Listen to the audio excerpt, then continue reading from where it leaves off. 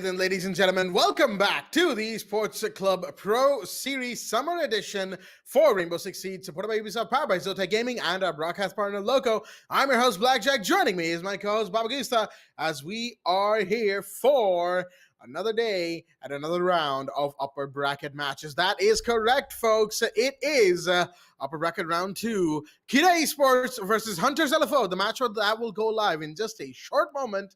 And then Phalanx will be taking on MercenarieZ. Oh boy, today's matches, the upper bracket semifinals. These are going to be doozy matches. Baba, how are you feeling about today? And how are you feeling on this fine evening? I'm feeling excited and happy both at the same time, Jai, because we just completed our first upper brackets and lower brackets matchup. Although there were some teams that had to end their journey, so especially in the lower brackets where we saw Team Clickbait and Team DWM who had to unfortunately go out. But for now, the game is still on, folks, because on round number 2, it is back on the upper brackets matchups. Kira versus Hunters LFO and Phalanx versus Team Mercenaries. All four teams have already secured their points in the SA National qualifiers, and now they want to increase it. They want to ensure that they would stay on the spot as best as possible. Talk about the first match itself. Kira versus Hunters LFO. Last time I remember, Kira used to be on third position, scoring a total of 7 points, I believe. And Hunters LFO has already secured their first spot, 10 points. And I believe they want to do the same thing yet again to secure a total of 20 points for the summer edition. So everything is on the line for both Kira Esports and Hunters LFO. The same thing can be said to Team Phalanx and Team Mercenaries. Team Phalanx have already secured their spot as well, seventh position, having a total of 2 points, and Team Mercenaries in second position, securing 8 spots. As we take a look at the a points table as well. Not just a points table. We're just here to take a look at the tournament format to see where we've come from. We had first and second qualifiers, which did held on at 1st to 4th July, 7th to 10th July. Top 8 teams proceeded towards the playoffs. That was in 16th. Now it's 19th, which means if you remove 8 minus 2, it will be 6. So a total of 6 teams are still present into the playoffs. And now in tomorrow, we'll be able to determine who will be the next 2 teams who will be eliminated out on the summer series. And it will be a tough one to talk about, folks. That is for sure. Oh, that it will be. Matches starting from this point onwards. Well, today you have a couple teams being knocked into the lower bracket, of course, but tomorrow, again, 2 more teams will be eliminated and 5th and 6th positions will be cemented, leaving only the top 4. And once we go to the top 4, folks, well, that is the business end of the tournament. They're fighting for the prize pool, as you can see on your screens right now. 1,200, 600, 400, and 300 US dollars will be on the line after a couple of days. Which team gets the top prize? Which team gets the 4th? Again, we'll have to wait and see. On the other hand, of course, it's not just money that these teams are fighting for. Obviously, the money is a big factor, but the other thing that they're fighting for as well are SA Nationals points. The points that will determine when and in which position which teams will qualify for the South Asian Nationals at the end of the year. As you can see, it goes all the way down from 1st to 8th with 2 points less per, deduction in standing, as it were. I know I said that in a way, much too complicated way. Forgive me for that.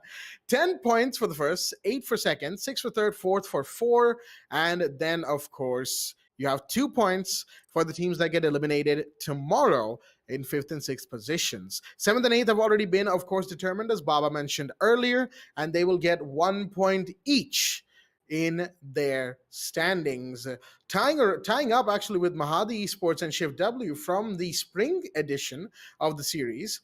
And that bottom area is going to be a bit of a fight, I feel like, in the next edition of the Pro Series. As for the top, well, the team that's already won once in the entire spring edition, Hunters LFO, they are sitting very, very pretty at the minute. I mean, look at where they are right now, right? Sitting very pretty, as it were. Speaking of which, let's have a look at the brackets to see the journey of the teams in the top 8 of this summer series so far.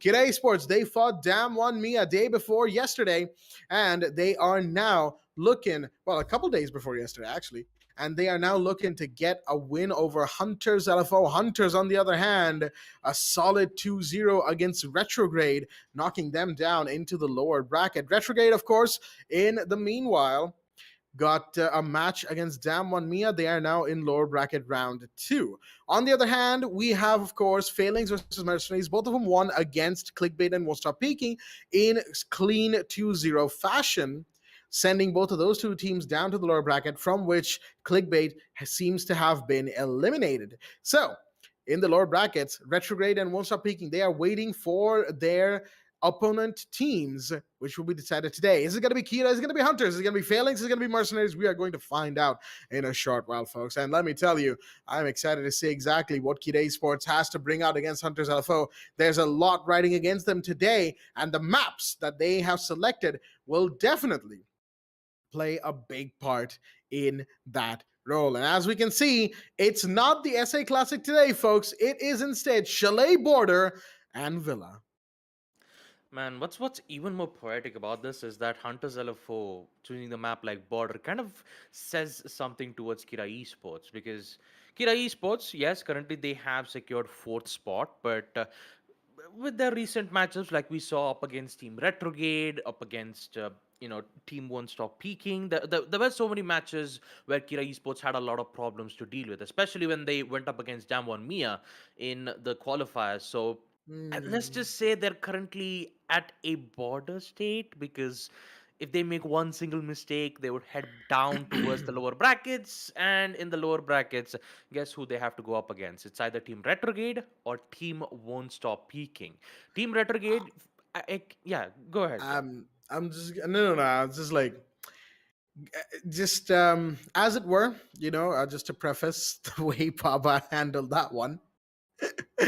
It's the BNB show, folks. I expect a couple of weird puns from us. I mean, if you were here yesterday, Hmm. that what was it? 3+3, and then take No, one no, away from six. we're not going to The talk gone about the six numbers, thing. Jack. We're not going to talk about the numbers, all right? Talk about the map here, folks. Border, Chalet, and Villa. Villa will be the decider map, which is being brought up from both team, Hunters LFO and Team Kira Esports. But the first map will be Chalet nonetheless, where Kira Esports have made a decision to be on defense first. And what's even more interesting is that all three maps that we're going to see here, folks, is Hunter's LFO are on the attack. So all Huh. three maps, we will see Hunter on attack. And I kind of worry for Kira Esports, Jack, because we saw the previous match with the Hunter's LFO going up against Team Retrograde, right? Map Yeah. Chalet, they went 7-1 and seven to Yep. three on the second map too. So I'm actually nervous. I don't know whether if Kira Esports can handle the way how Hunters proceed with the attacks, I but mean, all especially with eyes on Kidday them. Sports, recently, right? Yeah, and like you Hmm. said, all eyes on them, absolutely. But especially with the way Kira has played recently, in the summer series, where they've been really, really shaky, and they've really lost the plot in so many of the matches. Like, look at the match they had against Damwon Mia the other day, right? Hmm. Damwon actually took a map over them. I think that was Oregon that Damwon ended up taking over, and it Yeah. was in Clubhouse that Kira had to the decider Clubhouse map that Kira had to bring things around on. So all things considered, Kira, if they have, they've had a couple days, right, to really settle down and decide how to combat the issues that they've been having. But here's the thing. You're now going up against Hunters on Chalet, who are fresh off a 7-1 Chalet victory. And mind you, Hunters are not the ones who picked Chalet. As you can see on your screens, it was Kira Esports who picked Chalet. They probably feel confident going there against Hunters, but given how Hunters handled their match against Retrograde, this is going to be a difficult one for Kira Esports to say the least. And on the other side, Border, Hunters were the ones to bring that map. So again, interesting decisions being made here today. Villa, of course, we all expect one way or the other. Hunters love their Villa, and it's still in, given that it is the decider map, of course. But that we'll talk about later. The first two maps of the day are maps that you can't really say are either attacker or defender sided. I guess you'd say Border, maybe slightly attacker sided, as it were.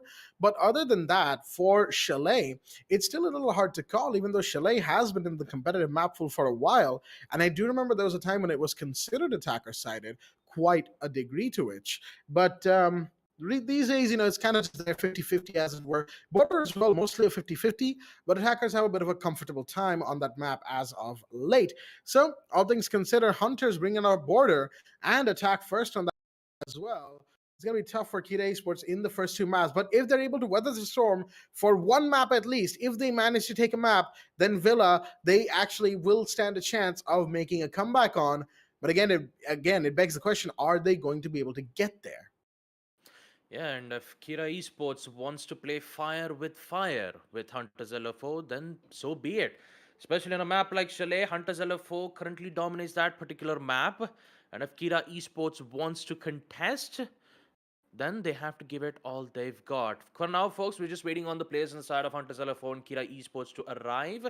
And when the time is right, we'll be able to get the ready confirmation and proceed with the first map itself. Chalet is a curious map for me, especially because just like Jack said, Kira Esports were the one who picked map Chalet. So unless and until if they have some tricks up their sleeves, I could say that Hunters LFO could just easily take it out.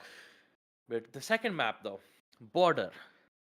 It's interesting to see how Hunters LFO made a decision to bring this map specifically because most of the matches that we've seen on both the upper brackets as well as lower brackets, we don't usually get to see map Border. Nor do we get to see Skyscraper because it's either not being picked or just mainly used as a decider map in which both of them didn't, arrive at the right moment. But seeing Border on map number 2 really makes you wonder that Hunters LFO might not master just one map, that is Chalet. They might have mastered another map, which it will be even much more tougher for the future teams. So I hope the other teams are watching the stream right now to see whether if Hunters LFO how would they work, what kind of strategies would they try to imply on a map like Border because they're trying to show us something here, Jack. Map number 2, Border. Most of the SA, most of the SA region maps that we do get to see more often, most of the teams are currently familiar or comfortable with maps like Oregon, Villa, and Clubhouse. The rest of the three maps, most of the teams weren't that comfortable to go ahead with being in the first place. But there are some certain teams who are, you know, have mastered it, and that is obviously Hunters LFO nonetheless. Mercenaries have also mastered a map like Chalet. Not quite sure if they've mastered maps like Border and Skyscraper, and maybe that's the reason why Hunters wants to check it out. Maybe they want to test the waters, maybe to see whether if that strategy of theirs works out or not. But all in all, very curious and also very interested to know what Hunters LFO is going to do on map number 2 itself. So I mean, yeah, that border map, we're looking at it with very, very apprehensive eyes, folks. Don't get me wrong. But Chalet, a map more familiar to all the teams in the top of the region, will be in play first once we get all the players in the lobby. Of course, we're just waiting on them to get in. And once they are in, and once we're all set to go, we'll get right into the match itself. Don't worry. These two teams are, a couple of the teams that don't really have too many technical issues. So it shouldn't be too long now before we get right underway with the match. And Kira Sports, last thing we saw back in the spring edition, they did confirm themselves a third spot. But the thing is, they will be looking for more right about now. 6 points in the third spot, not bad.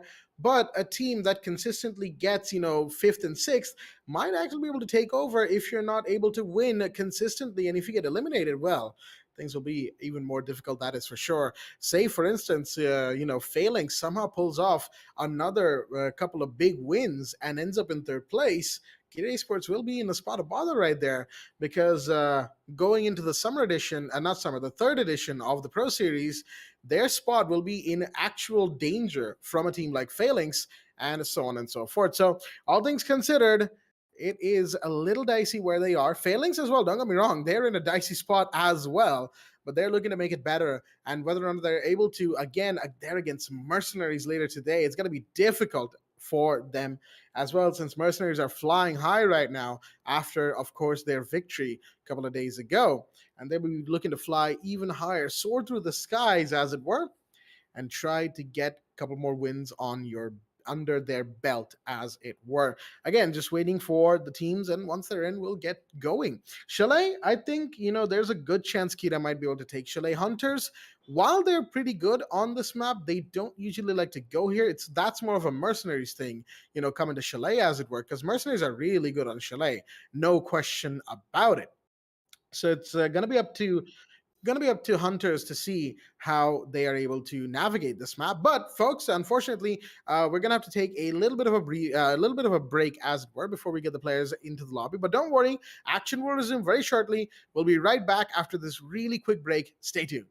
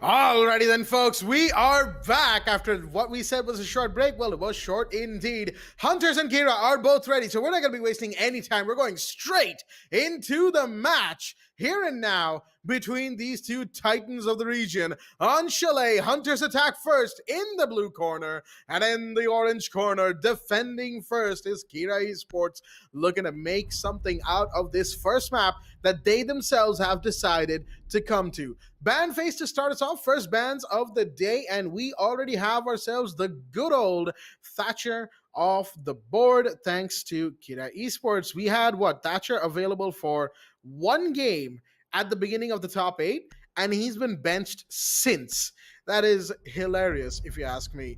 And now Finka will be banned by Hunters LFO. That's a good ban right there, all things considered. Finka in general, very powerful op. Next to no recoil on that LMG. Of course, her healing abilities there. She has the 2 she has the Gon 6. But here's the thing. Kira Sports Avim loves playing Finka. You give that player Finka, and Kira Sports will get entry frag almost consistently every single round. Avim will get entry frags nearly every round, and he's deadly with that operator as well. So Finka is also a bit of a target ban here, because we've seen hunters, dabble in playing Finka every now and again.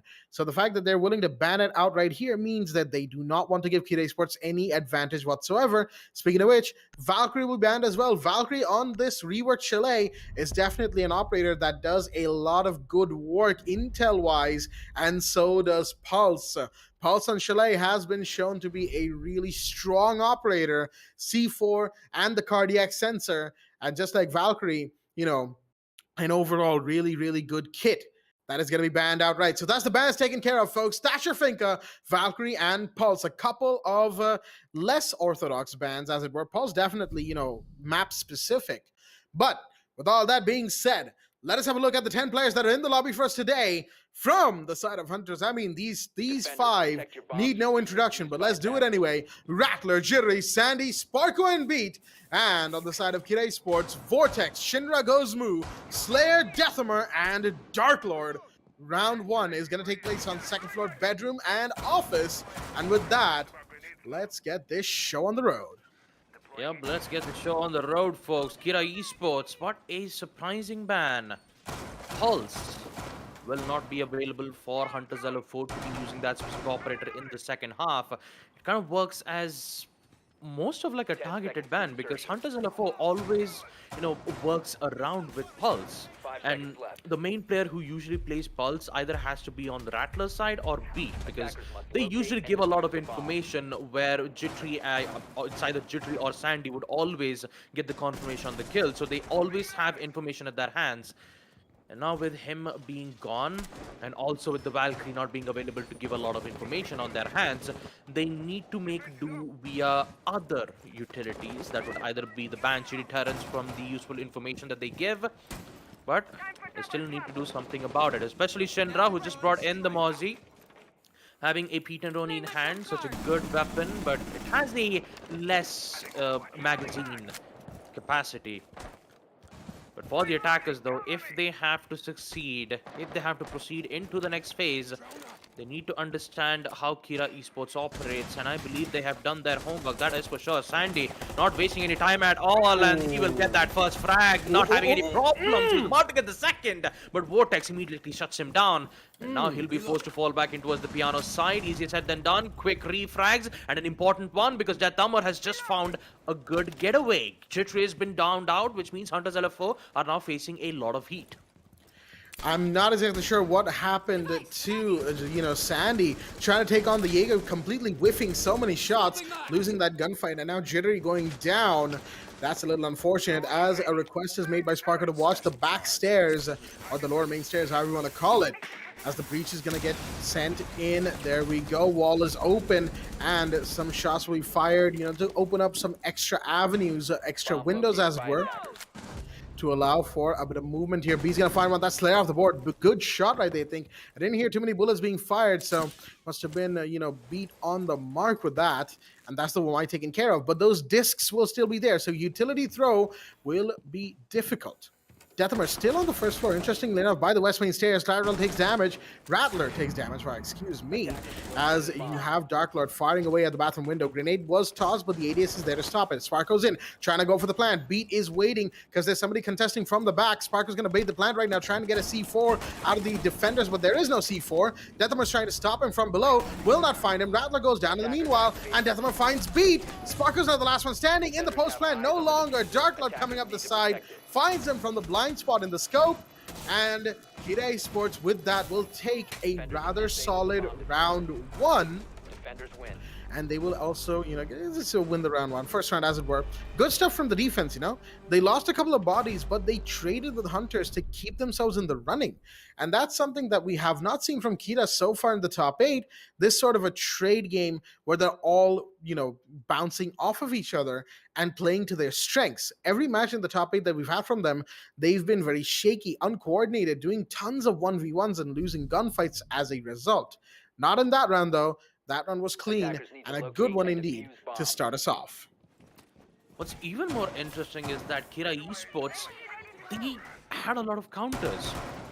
If I have to give an example, Rattler, when he was using that grenade to pick out the Melusi, there was 2 ADSs present from the Solarium stairs. So they definitely had an idea that Hunters LFO would always prefer using those grenade kills to get most of the confirmation if they're playing at a very safe spot. That's the first thing. Now, second, they want to continue the amount of aggression like they did, and I believe they're mainly targeting towards eliminating out both Sandy and Jittery, because they're the one who always delivers the heavy hitting. So with them being gone, all they have to do was just focus on the execution. And I have to say, Death Armor, immediately realizing that they would go in for the plant, the vertical line of sight being used right from below, perfectly done, perfectly managed. And Kira Esports, I have to say, this was a very good defensive round coming in from them in round number 1. And hopefully, we might see them fling back on round number 2 itself, because there's a lot of operators being changed around, but Shinra is currently the one who needs to be careful. He loves being aggressive, he loves to get those early peaks, but this time he'll play this passively. He doesn't want to get picked out, he doesn't want to give Hunters LFO the early peak that they need, and they don't want Kira Esports to equalize it back again. Shinra, oh boy, just like I talk about it, beats this immediately, shut up, gets an early peak like that, no contest being made, and Hunters LFO got the advantage right away. Good first drop right there. Shinra once again off the board. A little unfortunate right there. Shinra starting off a little quiet on the map. 2 rounds now, nothing to their name. They are playing the mute, mind you, which means that, passive utility is going to be in play. But on the ping 5, there was a defender around about us there. Beat knows that. Trying to get a peek through the line of sight made all the way towards master bedroom through office. Can't quite find one just yet. You have impact nades being thrown as well. That's from down below, I think. And that means there might be somebody going below, but no, actually, Slayer and Darkler are going to find two big ones at that. One on Piano, not sure where the other one was. Okay, from the Solarium side, Darkler's going to find Sandy. Jittery's just now come to the first floor, but by the time he does, he's the only one left standing, seen through the footholds. Vortex will take him down, and Kira Esports are just, dominating right now in these first 2 rounds. Not sure exactly what happened to Hunters, but this is not a strong start for them. Chalet might not be their domain to play after all. Oh man, that's a strong statement you're giving there, Jack. Interesting. Yeah, I mean, it's only 2 rounds. Don't get me wrong. It's only 2 rounds. Yeah. The things can change very quickly. But I'm more talking about the way Hunters played that round. It just, it really just didn't feel right, like Hunters. It didn't feel like them. Yeah. Maybe it had to do with the amount of counters that Kira Esports have been delivering as of now. I mean, on round number 2, yeah, we saw Shinra get picked out quite early once again. But I have to agree on the fact that Hunters LFO were not on point to succeed in challenging those 1v1 gunfights. They just got picked out quite early from Slayer's end, even on Death Armor. They were dishing out a lot of damage towards Hunters LFO's attack coordination, and looks like Kira Esports, currently they have things under control, but they need to understand what went wrong and see whether if they could fix some situations accordingly. Back again, we will see Sandy bring in the Zofia once again, and Sparko will change back the operator to the Hibana. Having a total of 3 flashbangs is crucial for them, because they need to make sure that any other denial utilities like the Aegis ADSs or Wamai's magnet nades will get caught out, and ensure that they'll be able to remove the important utilities with their explosive ordnance. Now, Dark Lord, he needs to be a bit careful though in towards the library side, because the attackers are making their way in towards that particular place. Information being given from the Alibi's holograms, which means that they have information on 1 player of Hunters LFO. They still need to worry about the rest of the 4 players. And Hunters LFO are actually thinking of a different way. No control on mezzanine hallway just yet on the attacker's side.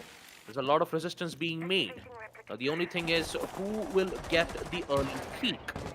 Will it be on the hands of Hunters or will it be Kira Esports? Because Kira Esports, despite having a man disadvantage at the early round, they would always find a way to come back and win most of that round. And I'm not quite sure it's going to happen once again. Rattler, this is the third time I'm seeing Shinra getting picked out 3 times in a row. This is not good, but somehow Kira always manages to come back. So for Hunters LFO, their job's not done yet. There is a long way to go. And talk about time itself, they only have a minute and 30 seconds left to do so. Yep, time they've got plenty, don't get me wrong, but at the same time, how will they go about this? Slayer is waiting right below the main stairs, but Jerry's going to find Vortexes, and that is a good pick right there. Slayer's movement was not heard by the Sophia. Doesn't matter though. Darkler found Rattler only to get traded by Jittery. Jittery's on a mission today. Deathmar has seen one inside of Upper Library. Sparko is just gonna jump away out the window, but gotta be careful of the run out. Deathmar finds Jittery. That's the trade that they've been looking for this whole time. Jittery, the thorn in their side for this round, is now gone. Shots fired, and Sparko will be the one to lose that gunfight. Deathmar takes it, only to get taken down. This time, Sandy coming around to the top floor, leaving Slayer the last one standing. Very, very close as well in the hallway. Position is just about given away, mind you, as you have the drone that's been pinging away at the position, and there we go. Sandy's LMG will not miss. The Oryx in the hallway is kind of standing there trying to see if he could, play a late game 1v2, but it was not to be. Round 3 goes to Hunters, a much better take, albeit still a little shaky on the mid to end round, but they got themselves on the board. They've put a point on board, and that's what matters here, as the score will go 1-2, still in favor of Kid Esports. Yeah, well, it turns out Hunters LFO was just warming up. 3 rounds. They'll finally succeed to win their first attack round on second floor master bedroom / office. Actually, no, it wasn't on second floor master bedroom / office. It was on bar and gaming room. My apologies, folks. But yeah, talk about Shinra, man. I just kind of feel for him. He just got picked out 3 times in a row. I know he loves being aggressive most of the time, but what's even hilarious about it is that he is not being aggressive at all. He's just playing it patiently. In that last round, yeah. Yeah, he was at the deployable shield doing what most of the players do. He went according to the books, and somehow he just got picked out in towards the library side. I kind of feel for him, but for Kira Esports, although they are doing a very great job at adapting to the situations, what Hunters has been doing for the past 3 rounds, round number 3 is where Hunters LFO got the best of them, especially when they got that early peak. Although they did let Death Amar a bit too loose, which let him gain control back on the library room once again. Almost removed both Sandy and Sparko both at the same time.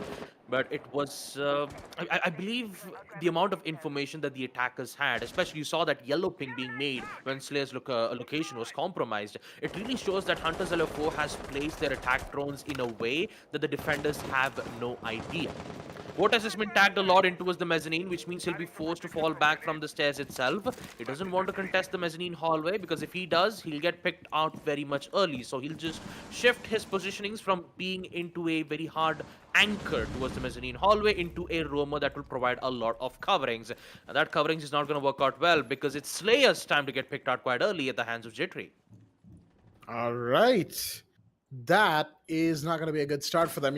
Losing Shinra is one thing. They've been able to bounce back from that, but losing Slayer this early, not the best thing, and not the best thing for the side of Kira Esports. Though Maya's gone and Shinra is down and out as well. Vortex is low on HP at the same time, so the whole thing that their team is trying to do here, this extension down below, is currently being called under question. Deathmar wants to go for a flank from down below, as Rattler will find Vortex. That's another big play gone as the run out happens, but Deathmar's not going to find anyone, only give away his position. There's got to be somebody in the hallway waiting to punish him, as Sandy finds Dark Lord. It's all down to Deathmar now, the last one standing on West Main Stairs. He should see one, and goes down to that player, Rattler, as well. Just clean and efficient. Hunters didn't even need to get in the site, because Kira Esports were roaming everywhere but the site, and all of them were getting picked out one by one by one by one. Unfortunately, This is kind of the problem that we were talking about with Kira. I don't know when it happens to them, but at some point they just kind of start giving away 1v1s. And once they do that, it's very hard for them to stop doing that. This round was the first example of that, right?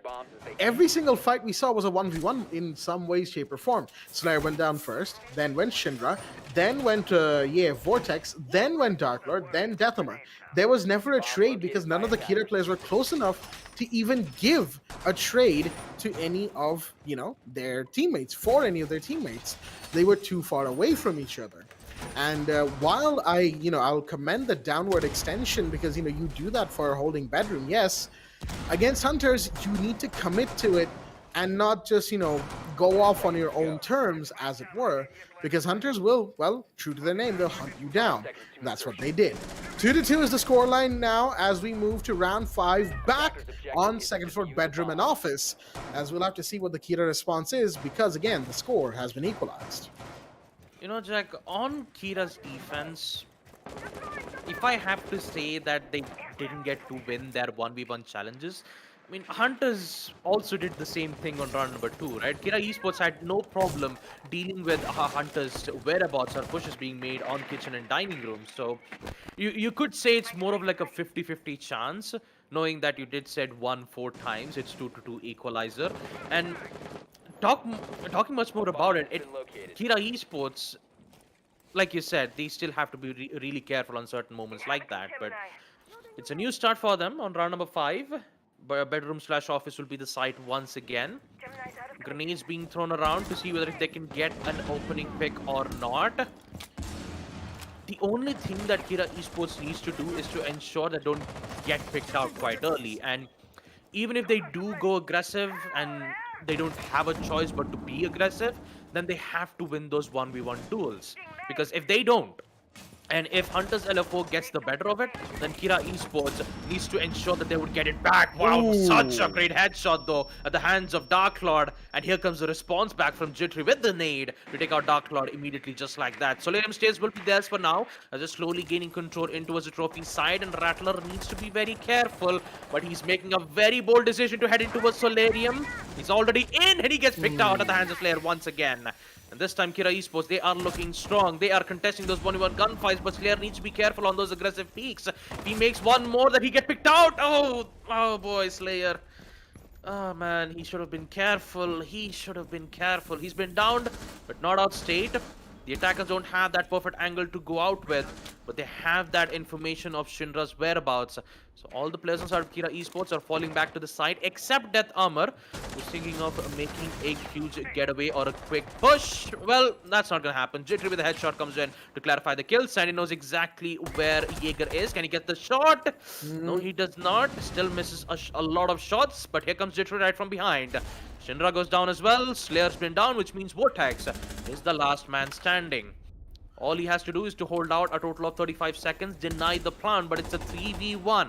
There is a lot of hands, or should I say a lot of problems that Vortex needs to deal with, and unfortunately he won't be able to succeed. Round number 5, Hunters LFO will secure yet another attack round just like that, folks. 3-2 will be the scoreline, and in round number 6, Kira Esports, they just need to hold on. It's more than just them holding on. They've been trying to do that, but again, we saw a little bit of what we've been critiquing about them again and again. And I will agree with you, Baba. In round 2, Hunters were the ones giving away the 1v1s, and after round 2, I did say that Chalet might not be their domain to play in if they keep this up. I don't think I said if they keep this up. I just kind of ended it there, but that was kind of what I was trying to go for, in that if Hunters keep giving away the 1v1s, they'll just keep losing rounds. And credit where credit is due, they seem to be all up and ready now, because since then they've been coordinated and they have been ready to take the fight to Kira Esports as soon as possible. On the other side, it's been Kira, who've been caught up in their aggression and overextension and over-eagerness to find the Hunters players before Hunters' players can find them. That has got them killed. And while against the Hunters, sure, you can try your hand at aggression every now and again, I would not advise that to become your sole playstyle and with like zero variations, because if you do that, oh boy, you are in for a world of hurt, as Hunters are demonstrating more than aptly at the minute. Kid Esports are feeling the pain, they're feeling the pressure, and they will need to try and turn this around in some way, shape, or form. But the question is, how do you fight against Hunters once they get going? They're like a well-oiled machine once they're all up and warmed up, because after that it's like they go through the motions in such a swift and efficient way that it's hard for anyone to really fight against it. Rattler's already in here. This big, this could be big. Is it gonna be? Yes, it is. Double kill. He's gonna go into kitchen. Does he know where the third player is? No, he does not. Meanwhile, there's a DBNO onto Beat.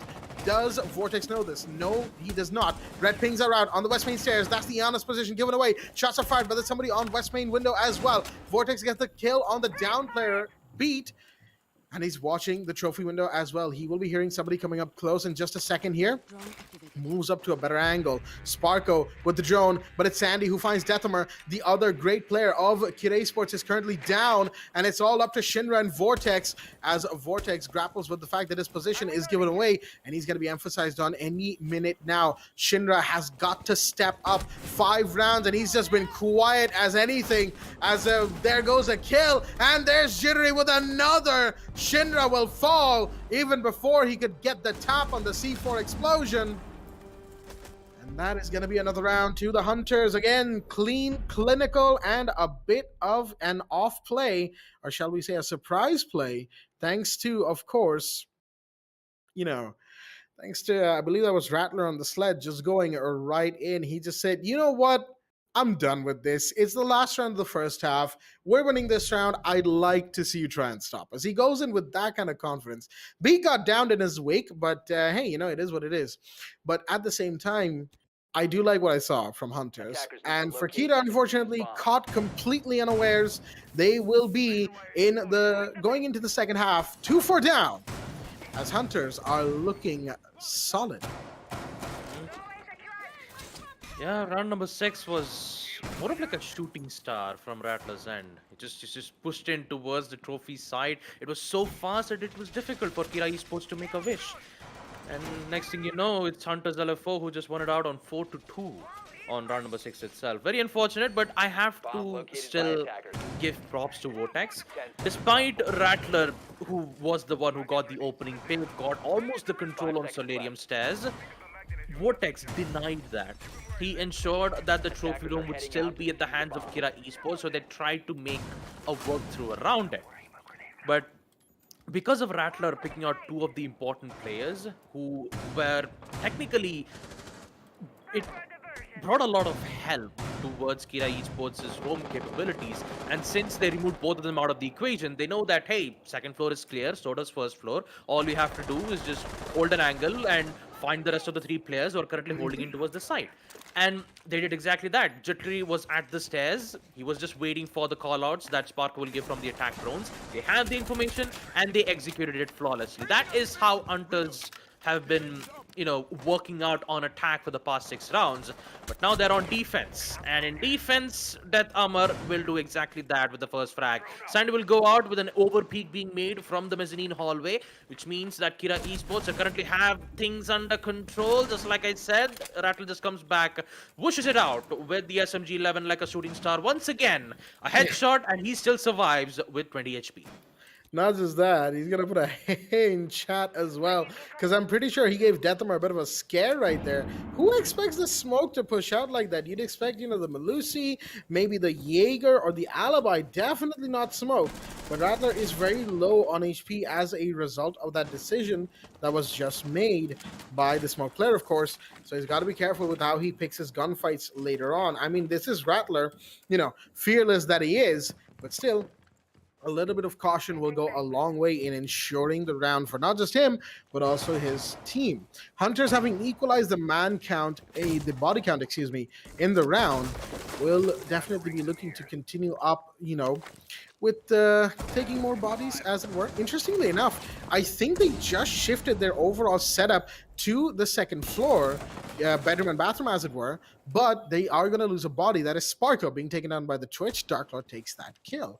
One more kill, maybe, and they would be pretty good to go into the side. But the bathroom, oh, Jittery, you do not contest those angles. If you know that Jittery is anywhere close to you, if there's like a 10-meter radius between you and Jittery, just avoid at any cost. I mean, I'm having some fun here with that, of course. But in the meanwhile, the breach will go off. Rattler threw a smoke gas grenade to try and deter on the breach in this 3v3. They're going to try to go for the plant at least. Slayer is definitely eyeing up an entry, but Rattler's right there. Prone peek through the table. Doesn't quite see the thermite because the thermite's gone off into the hallway side of things, interestingly enough. RC Rotero to take care of all of that utility in the site, but Flores is about to push in. There goes one smoke. The flashbangs are in, but are they actually doing anything? I don't think so. Someone's got to come in from behind. Where is the second floor player? Not alive. That's Beat taking Vortex down. Slayer's going to go for the plant. It's probably going to be a post plant. No, actually it's not, because the gas grenades were simply doing too much damage for the thermite to continue on the smoke, and there were just too many defenders alive for the plant to feasibly go down. Hunters just hanging on in the site. Even if they lost their roamers, the time was wasted, and that's all that mattered. 5-2 now. Kid Esports are staring down the barrel on their own map. You know, I can still understand what Kira Esports are trying to go through, you know, especially with the bans being made, them banning out the Pulse. Immediately realize that, hey, like on the defensive side, we might have the advantage because they would always prefer operators like Pulse or any information gathering operators to give useful information. So what Kira Esports can do at the moment, I mean, on round number 7, although Death Armor did get to pick. Sorry, I was trying to say something. Then I just lashed out. You really lost your. I lost your train of thought. Wow. Yeah. I'm just trying to remember itself. Yeah. Once again. Whew. So you're gonna take a deep breath for like almost 2 seconds. All right. Yeah. Death Armor, especially with the early peaks that he made to take out Sandy into his mezzanine stairs, what he did not expect was an angry Rattler, who was just pushed in immediately just like that with the SMG-11, who still survived in just 20 HP.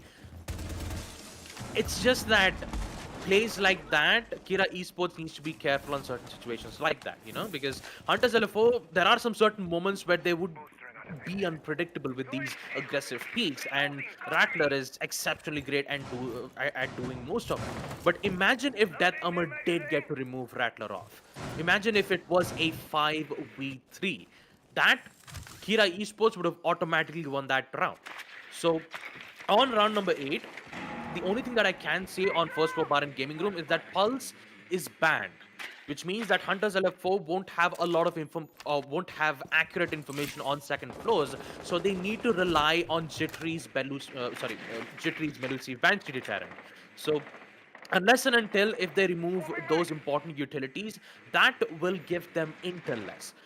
If Hunters doesn't have a lot of information towards the side, then that means Kira Esports will have the advantage, and all they have to do is to just make them renderless and eliminate them one by one. Hopefully, starting off, having an early peak, and that early peak from Shinra is going to give them the necessary win that they need on round number 8.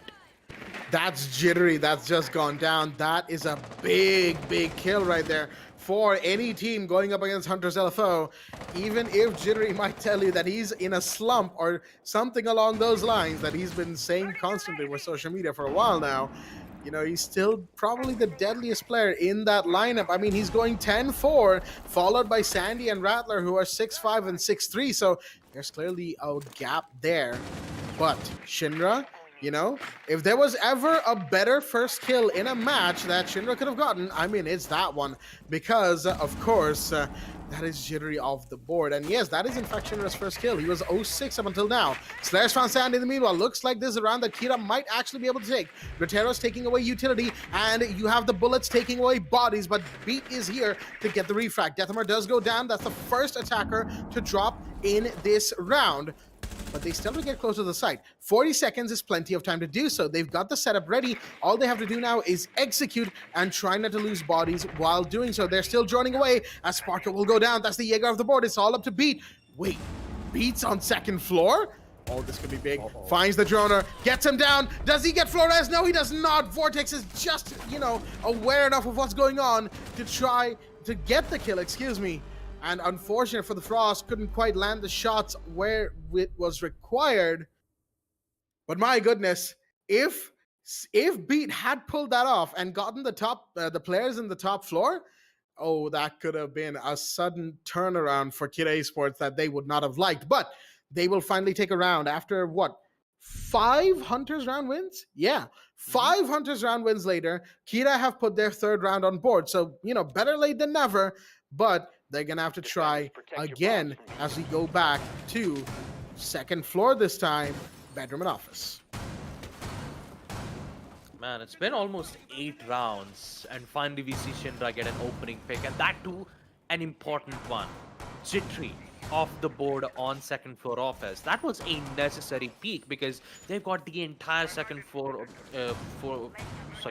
side on control. Oh boy, I'm not quite sure what exactly happened from coming in from my end, but yeah, just like I was talking about it, Kira Esports, a job well done on taking out players, but still, when it comes to the final player, the Beat, who was still uncontested, and he was almost under the radar on Kira Esports' attack coordination.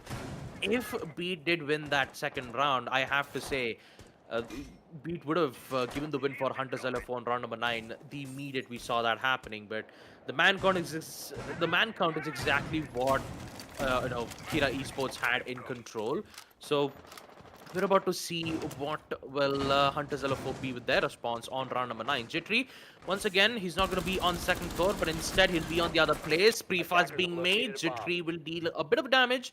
And the same thing can be said to Vortex, but that actually gives them a lot of lines of sight. Jittery wants to contest back again, but no, he'll just fall back and see whether if he can hold his ground into his basement point cellars instead.